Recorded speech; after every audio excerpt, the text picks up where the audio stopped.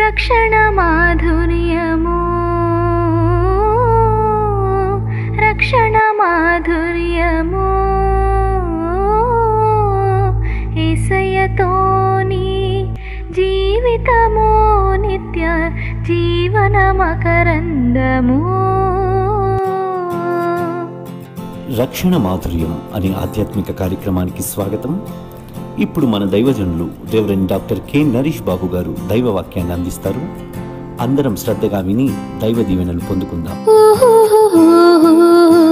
ప్రభునందు ప్రియులారా, దేవుడు చెడుతనమును అసహించుకుంటాడు అని ఇక్కడ వాక్యంలో వ్రాయబడి ఉన్నది. ఎందుకని? ఆయన పరిశుద్ధుడు, ఆయనలో ఏ చెడు లేదు. కాబట్టి ప్రభువను చెడుతనమును అసహించుకుంటాడు. ఎవరైతే దేవుణ్ణి ప్రేమిస్తున్నామని చెప్తున్నారో వారు సమస్త పాపముతోనూ సమస్త చెడుతోనూ కూడా ఎడతెగని పోరాటం చేయాలి. ఎందుకంటే దేవుడు చెడుతనాన్ని అసహించుకుంటాడు.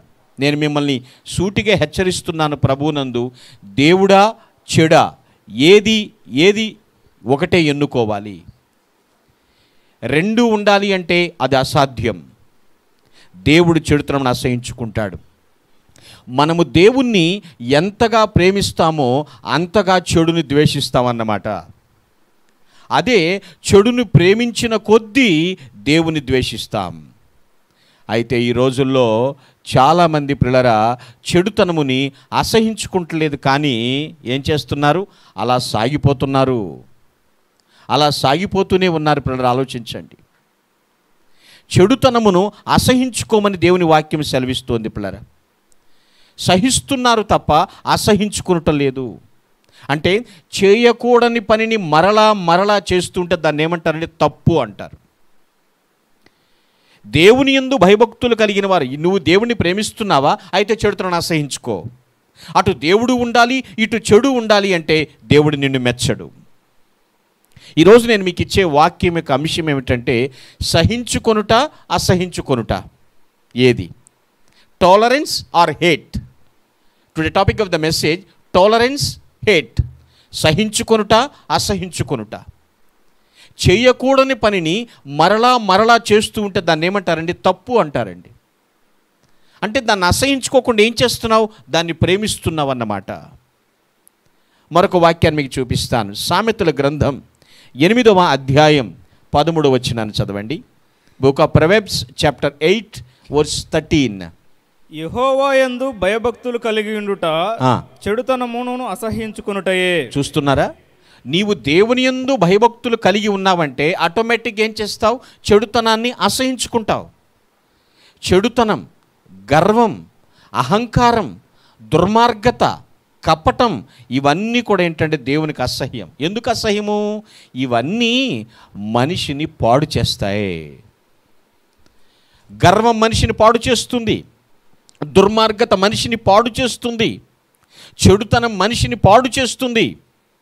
ఈ రోజుల్లో చాలామంది చెడుతనాన్ని అసహించుకుంటలేదు, అలాగని ప్రేమించుట లేదు. మరి ఏం చేస్తున్నారండి అంటే సహిస్తున్నారు. ఏం చేస్తున్నారు? సహిస్తున్నారు. అలా సహిస్తూ దానికి ఒక పేరు కూడా పెట్టేసుకున్నారు. ఏంటో తెలుసా? ఓర్పు అని పేరు పెట్టేసుకున్నారు. వాక్యం ఏం చెప్తుంది?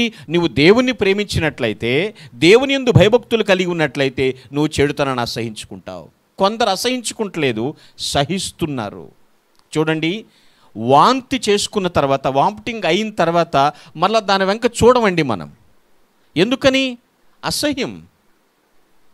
కానీ కొందరైతే పిల్లరా ఆ చెడుతనాన్ని ప్రేమించుట లేదు, అసహించుకుంటా లేదు, కానీ సహించుకుంటున్నారు. కానీలే అది చాలా ఇబ్బందులకు దారితీస్తుంది. దానివల్ల గొప్ప భయంకరమైనటువంటి పర్యవసానాలు ఎదుర్కోవలసి వస్తుంది.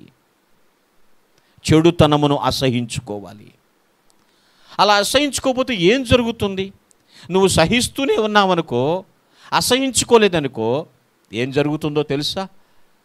ఈరోజు 4 వ్యక్తుల్ని 4 విషయాలు జరిగినట్లుగా నేను మీకు చూపించాలనుకుంటున్నాను. సహించుకొనుట అసహించుకొనుట. వాళ్ళు ఏం చేశారు? సహించారా? అసహించుకున్నారా? దానికి పర్యవసానం ఏం జరిగింది? ఈరోజు వాక్యంలోంచి మనం చూద్దాం ప్రియులారా. Book of judges chapter 16:16. న్యాయాధిపతుల గ్రంథము 16వ అధ్యాయము 16వ వచనం. ఆమె అనుదినమును మాటల చేత అతని బాధించి తొందర పెట్టుచున్నందున అతడు ప్రాణము విసికి చావగోరెను. చూస్తున్నారా, ఇక్కడ ఒక వ్యక్తి కనబడుతున్నాడు. అతని పేరు సంసోను. ఏమిటట? ప్రాణము విసిగి చావ కోరెను. ఇతను ఏం చేశాడు? అసహించుకోవలసినటువంటి కామమును సహిస్తూ మరలా అదే తప్పు చేస్తున్నాడు. మొట్టమొదటగా ఒక వ్యక్తిని మీకు చూపించాను. అతని పేరు సంసోను. దేని విషయంలో అతను పడిపోయాడో తెలుసండి? ఫస్ట్ ఆఫ్ ఆల్ లస్ట్ అనగా అర్థము కామము చెడుతనము. దానిని అసహించుకోలేదు, సహిస్తూనే, చేయకూడదు అనుకుంటూనే ఆ తప్పు చేస్తూనే ఉన్నాడు సంసోను. ఎంత దౌర్భాగ్య పరిస్థితి అండి! ఎంత బలాఢ్యుడండి సంసోను! దేవుని చేత నాజీరు చేయబడినటువంటి వాడు, దేవుని బలాన్ని పొందుకున్నటువంటి వాడు, పచ్చి గాడిద దవడ ఎముకతో 1000 మందిని చంపగల సమర్థుడు, నక్కతోక ముడేసి ఆ ముడి మధ్యలో కాగడా పెట్టి రాత్రికి రాత్రి శత్రువుల పొలాలని తగలబెట్టినటువంటి యోధుడు, ఒక స్త్రీ బలహీనతకు లొంగిపోయాడు. నేను చేయకూడదు, ఈ కామమునికి లోను కాకూడదు అనుకుంటానే లొంగిపోయాడు. ఎంత దారుణమైన పరిస్థితి ఆలోచించండి. చెడుతనమును అసహించుకోలేదు ఇతను, సహిస్తూ పోనీలే అనుకుంటా వెళ్ళాడు. చాలామంది ఒకే పొరపాటును మళ్ళీ చేస్తూ ఉంటారు. చేయకూడదు అనుకుంటారు, చేస్తూ ఉంటారు. ఏంటి దాని అర్థం? దానికి లొంగిపోయారు. సంసోను కామమునకు లొంగిపోయాడు. కొందరు ఏమనుకుంటారంటే, ఏమండి ఆ సంసోను మరణానికి కారణం ఎవరండి అంటూ ఉంటారు. దానికి టక్కని చెప్తారు, దెలీలా అంటారు. దెలీలా కాదు. ఆ అమ్మాయి మరణానికి కారణం కాదండి. ఈయన చెడుతో సహవాసం చేయటమే ఈయనకి మరణం తీసుకొచ్చింది. చూడండి, ఒక వ్యక్తి ఒక చెడు సహవాసం చేస్తుంటే ఇంట్లో ఎవరిని అడిగితే ఆ చెడు స్నేహం ఏం చెప్పుద్దో తెలుసా? అబద్ధం చెప్పిస్తుంది. మొదటిసారి అడిగినా అదే అబద్ధం, రెండవసారి అడిగినా మళ్ళీ అబద్ధమే, 3 సార్లు అడిగినా అబద్ధమే, ఇక చివరికి 4వసారి నిజం చెప్పక తప్పదు. చెడు సహవాసం ఏమవుతుందో తెలుసా? 3 సార్లు అబద్ధం చెప్పి 4వసారి నిజం చెప్పేలాగా చేసేసింది. దెలీలా తొడలమై పడుకున్నాడు. ఎన్నోసార్లు అడిగింది, నీ బలం ఎక్కడుంది, నీ బలం దేనిలో ఉంది, నీ బలం దేనిలో ఉందని. మొదటిసారి అబద్ధం చెప్పాడు, రెండోసారి అబద్ధం చెప్పాడు, 3వసారి అబద్ధం చెప్పాడు. ఇక 4వసారి ఇక విసిగిపోయి చచ్చిపోవటానికి సిద్ధపడిపోయి నా వెంట్రుకల్లో నా బలం ఉందని చెప్పాడు. చెడుతో స్నేహం చేసి వాళ్ళు బయటికి రావాలనుకుంటున్నారు కానీ రాలేకపోతున్నారు. చెయ్యకూడని తప్పుని మరలా చేయటం అంటే అదే ప్రియులారా. దేవుడేమన్నాడు? అసహించుకో చెడును అన్నాడు తప్ప సహించుకో అని చెప్పలేదు ఎప్పుడు కూడా దేవుడు. ఇక్కడ పడిపోవటానికి కారణం ఏంటో తెలుసండి? కామం ఇక్కడ కనబడుతుంది పిల్లలు. చూడండి, అంటే ఏంటి? చావుకు సిద్ధమైపోయాడు. అంటే చెడుని ఎప్పుడైతే అసహించుకోకుండా సహిస్తూ వస్తున్నాడో చావాల్సిన సమయం కన్నా ముందే చనిపోవాల్సి వచ్చింది. కొంతమంది ఆయుష్కాలాన్ని అర్ధాంతరంగా ముగించుకుంటున్నారు. కారణం వారి చెడుతనమే. దేవుడేమంటున్నాడు? మీరు అసహించుకోండి, నాకు నచ్చదు ఆ చెడుతనం అంటున్నాడు. కారణం ఆయన పరిశుద్ధుడు, ఆయన పిల్లలు కూడా పరిశుద్ధంగా జీవించాలి. Praise the Lord. ఆయన పరిశుద్ధుడండి, ఆయనలో చెడు లేదు. దేవుడా చెడు అంటే ఏదో ఒకటి ఎన్నుకోవాలి. నీవు దేవుడిని ఎన్నుకున్నావా, చెడుని ద్వేషిస్తావు. చెడుని ప్రేమిస్తున్నావా, దేవుణ్ణి ద్వేషిస్తూ ఉంటావు. సంసోను చెడు ఏమిటక్కడ? చెడు కామము. చేయకూడదు అనుకుంటానే చేశాడు. నేను చనిపోవాలని అనుకున్నాడు. ఇక అంతే. నేను ముందు చదివించిన 16వ వచనంలో కూడా ప్రాణము విసిగి చావ గోరెను అని ఉంది అక్కడ 16:16లో. కొంతమంది మాట్లాడుతూ ఉంటారు కదా, ఎందుకే ఈ బతుకు ఏదో బతుకు చచ్చిపోయినా బాగుండు, ఈ బాధ ఎవడబడతారు, దరిద్రం ఉండే, ప్రతిసారి ఇదేనా దరిద్రం అనుకుంటారు. అంటే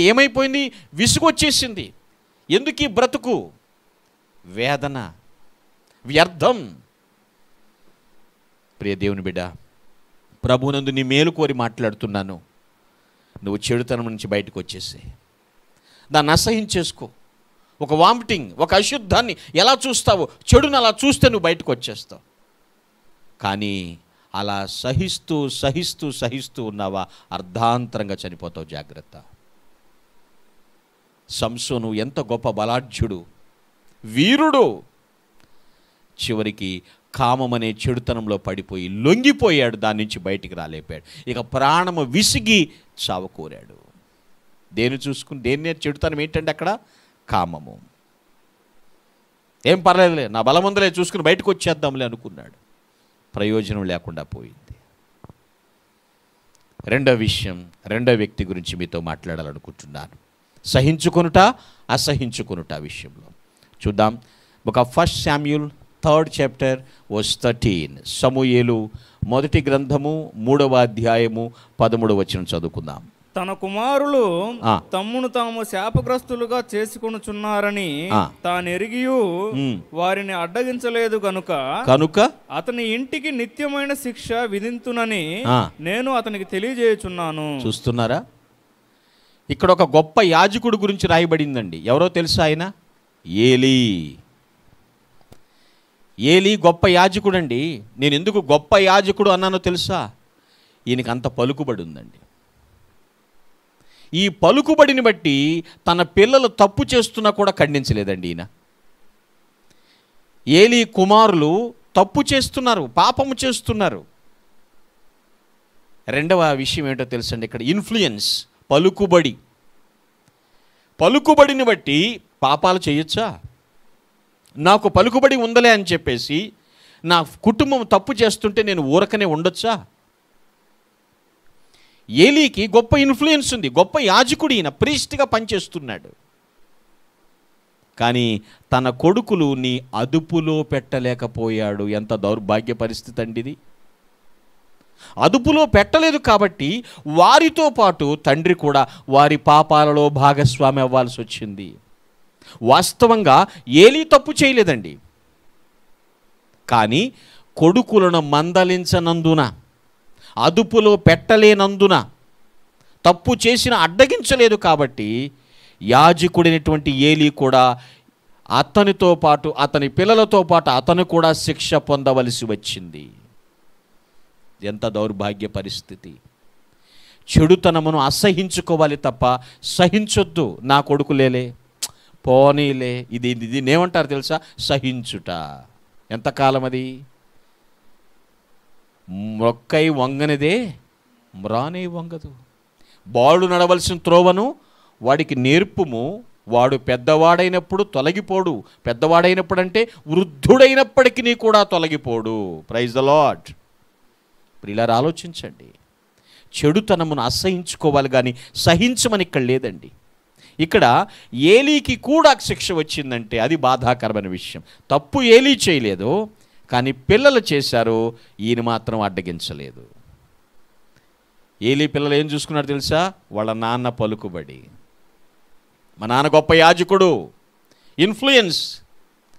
ఇందక్కడ సంసోను చెడుతనం ఏంటి తెలుసా? లస్ట్, కామం. అయితే ఇక్కడ ఉన్నటువంటి చెడుతనం ఏంటండి? ఇన్ఫ్లుయెన్స్. పలుకుబడి కూడా పాపాలు చేయిస్తుంది. తన కొడుకుల్ని అడ్డగించలేకపోయాడు. ఆలోచించేయండి. కొందరేమంటారంటే దేవుని ఆశీర్వాదం తెరవనందున దేవుడు ఆశీర్వాదం తెరవడా? అదేం మాట అండి? దేవుడు ఆశీర్వాదం తెరవనందున అంటూ ఉంటారు కొంతమంది. ఆ మాట అనకూడదండి.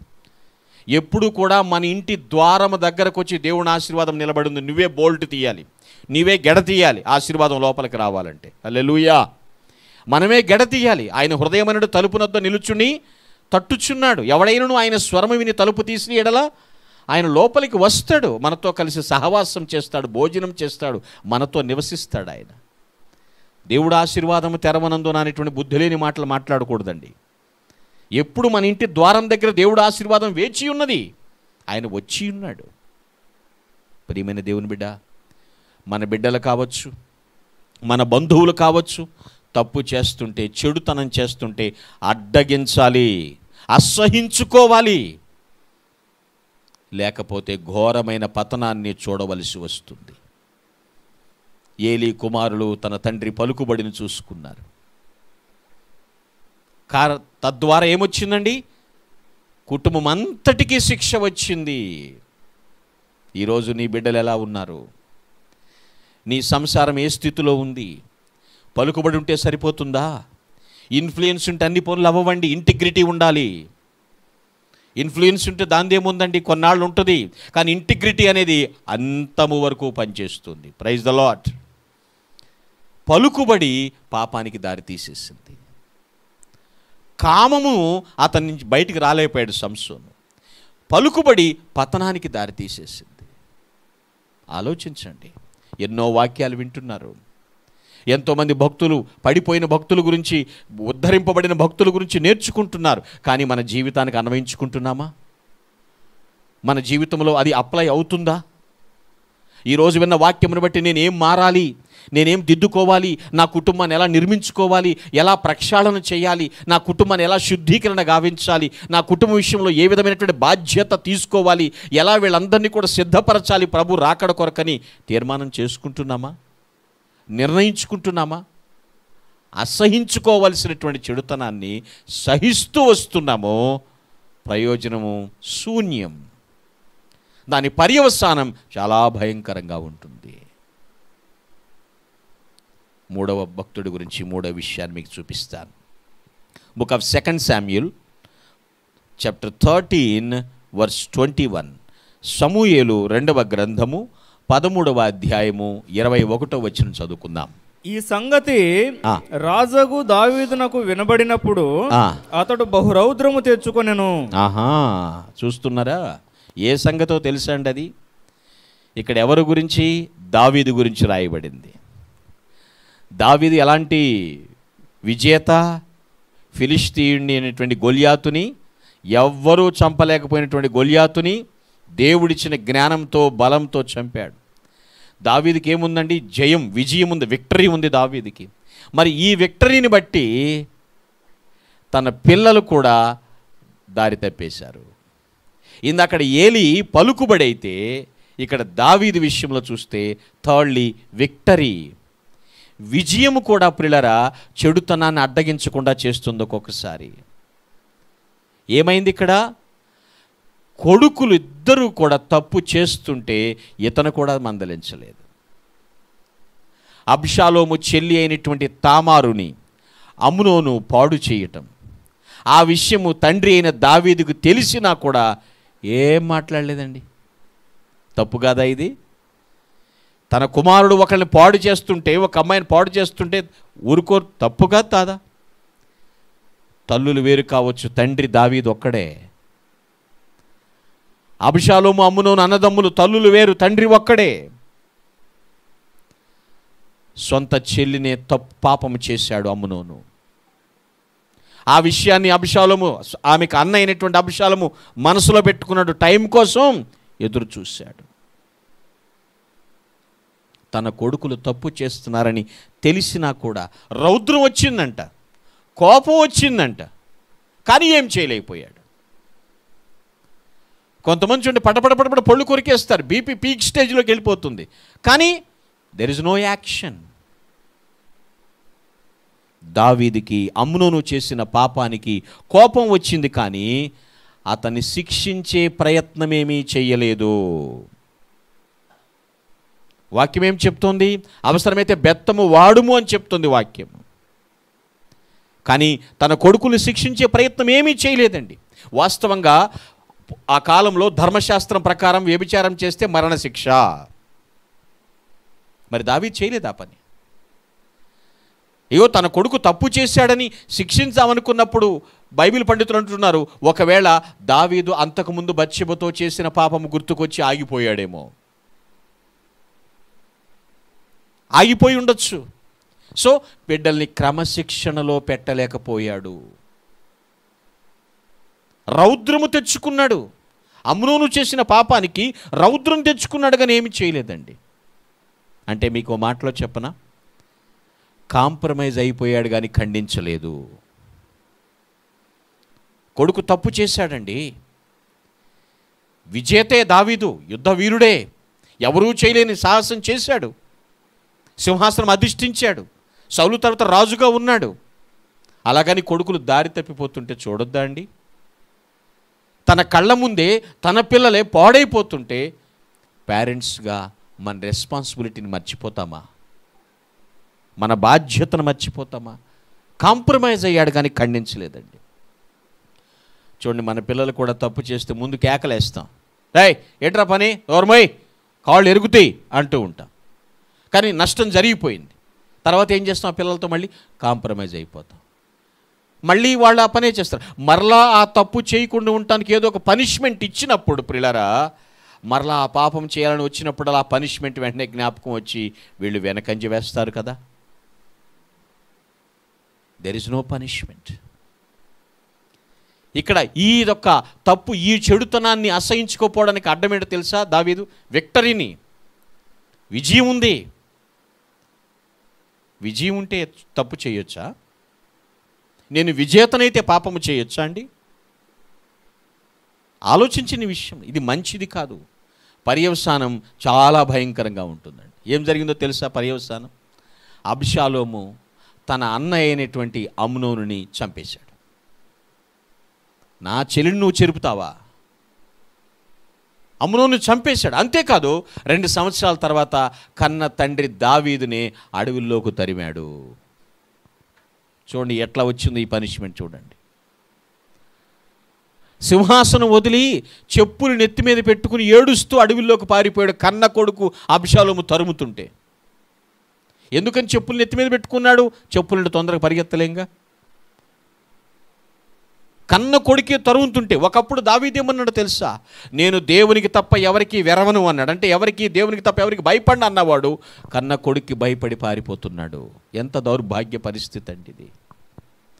చెడుతనమును అసహించుకోవాలి.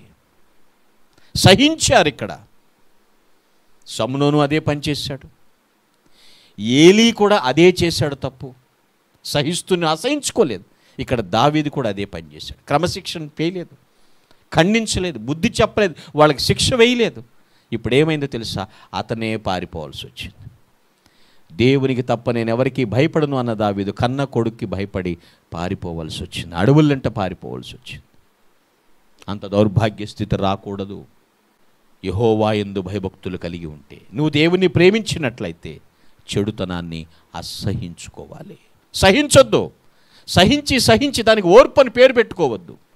నేను కాబట్టి ఓర్చుకుంటున్నాను, ఇంతమంది సంసారం ఎవరేం చేస్తున్నారో తెలుసుకోవాలి కదా, ఆ బాధ్యత ఉండాలి కదా. చివరి విషయం చెప్పి నేను ముగిస్తాను పిల్లరా. ఒక 1 Kings chapter 11 9th and 10th verses. రాజులు మొదటి గ్రంథము 11వ అధ్యాయము 9-10 వచనాలు చదువుకుందాం. ఇశ్రాయేలీయుల దేవుడైన యెహోవా అతనికి 2 మార్లు ప్రత్యక్షమై నీవు ఇతర దేవతలను వెంబడింపవలదని అతనికి ఆజ్ఞాపించినను సొలొమోను హృదయము ఆయన యొద్ద నుండి తొలగిపోయెను. చూస్తున్నారా? దేవుడు సొలొమోన్ని 2 సార్లు గద్దించాడు. అబ్బాయ్, బహుభార్యాత్వం వద్దు, రాజులకు ఎక్కువ భార్యలు ఉండకూడదు, విగ్రహారాధకుల పిల్లలను వివాహం ఆడొద్దు, ధర్మశాస్త్రం చెప్పినట్లు చెప్తున్నా సరే 2 సార్లు గద్దించాడు సొలొమోన్ని, కానీ పట్టించుకోలేదు. ఎందుకు తెలుసా? సొలొమోనికి ఏముందో తెలుసా? 4th ఎరుడిక్షన్, పాండిత్య జ్ఞానం ఉంది. ఏమండి, పాండిత్య జ్ఞానం ఉంటే పాపం చేయొచ్చా?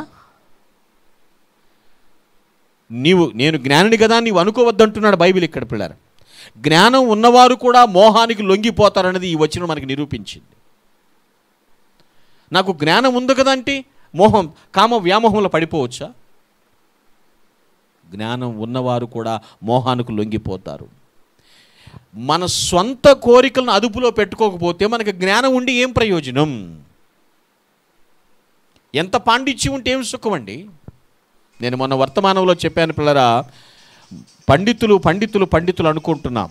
అసలు సిసలైనటువంటి పండితులు మౌనముగా వారి సమయం కోసం వేచి ఉండి చక్కని మాటలు వల్లిస్తూ ఉంటారు.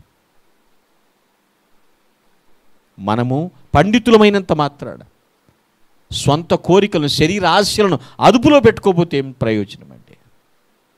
సొలొమోనుకి ఎరుడిక్షన్, పాండిత్య జ్ఞానం ఉంది, కానీ ప్రభువు మాట వినలేదు. 2 సార్లు గద్దించినను కూడా పట్టించుకోలేదు. ఎంత దౌర్భాగ్య పరిస్థితి అండి, చాలా దౌర్భాగ్య పరిస్థితి. అంటే దేవుణ్ణి తిరస్కరించాడు. నువ్వేంటి నేను చెప్పేది, నేను జ్ఞానిని, the wisest person of the world అని పేరుందండి సొలొమోనుకి. The wisest person of the world, ప్రపంచంలో మహాజ్ఞానాన్ని పిలిపించుకోబడ్డాడు సొలొమోను. ఏం సుఖం! ఏ భార్య చెప్పి పీఠం బలిపీఠం కట్టమంటే కట్టడం, ఎక్కడ మొక్కమంటే మొక్కడం, ఎక్కడ సాష్టాంగ పడమంటే అక్కడ సాష్టాంగ పడటం. లొంగిపోయాడు.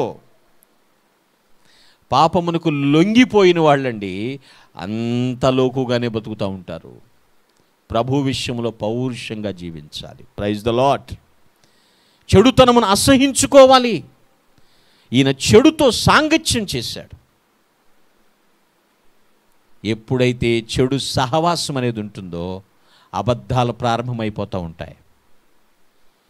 అణకువ ఆగిపోతూ ఉంటుంది, అణిగిమణిగి ఉండిపోతూ ఉంటారు, దేవుని మాట వినలేరు. ఎరుడిక్షన్, పాండిత్య జ్ఞానము. సొలొమోను 4వ వ్యక్తి గురించి మీకు చెప్పాను పిల్లరా. ఆలోచించండి. నేను ముగించబోతున్నాను. సహించుకొనుట, అసహించుకొనుట. Tolerance, hate. కొందరు సహిస్తున్నారు, కొందరు మాత్రమే అసహించుకుంటున్నారు. 4 వ్యక్తులను పెట్టాను. 4 విషయాలు మీకు చెప్పాను పిల్లరా. ఫస్ట్ ఆఫ్ ఆల్, లస్ట్, కామము. ఎవరు? సంసోను. అసహించుకోలేదు, సహిస్తూ ఉన్నాడు. ప్రాణం విసిగి చావకాలంటున్నాడు, చనిపోయాడు అంతే. Secondly, influence. పలుకుబడి ఉందిలే మా నాన్నకి, పిల్లలు పాపం చేశారు. ఎవరు? ఏలియా కాదండి, ఏలీ. ఈయన యాజకుడు, ఏలియా ప్రవక్త, ప్రాఫిట్. మా నాన్నకు తండ్రి ఏం చేయాలి? గద్దించాలి. గద్దించలేదు. సో కాబట్టి కుటుంబం అంతటికి శిక్ష వచ్చేసింది, కొడుకులు చేసిన తప్పును బట్టి. థర్డ్లీ, విక్టరీ, విజయాన్ని బట్టి. ఎవరు? దావీదు. అమ్నోను తప్పు చేశాడని తనకి తెలిసినా మౌనంగా ఉన్నాడు. ఏ క్రమశిక్షణ ప్రయత్నం చేయలేదు. చివరికి కొడుకులు చంపబడ్డారు. ఈయన అడవులనక పారిపోవాల్సిన పరిస్థితి. మన విజయాన్ని బట్టి విర్రవీగకూడదండి. అపజయం వచ్చి, చూడండి మరలా చెప్తున్నాను, విజయం వచ్చిందని పొంగిపోవద్దు, అపజయం వచ్చిందని కృంగిపోవద్దు. విజయం వస్తూ ఉంటుంది. విజయం వచ్చిందని పొంగిపోకూడదు, అపజయం వచ్చిందని కృంగిపోకూడదు. దావీదు చెడుని ఖండించలేకపోయాడు. 4వదిగా, ఎరుడిక్షన్, పాండిత్య జ్ఞానం ఉందని సొలొమోను దేవుడు 2 సార్లు గద్దించినా పట్టించుకోలేదండి. ఏమైపోయిన తన తర్వాత రాజ్యం 2 ముక్కలైపోయింది.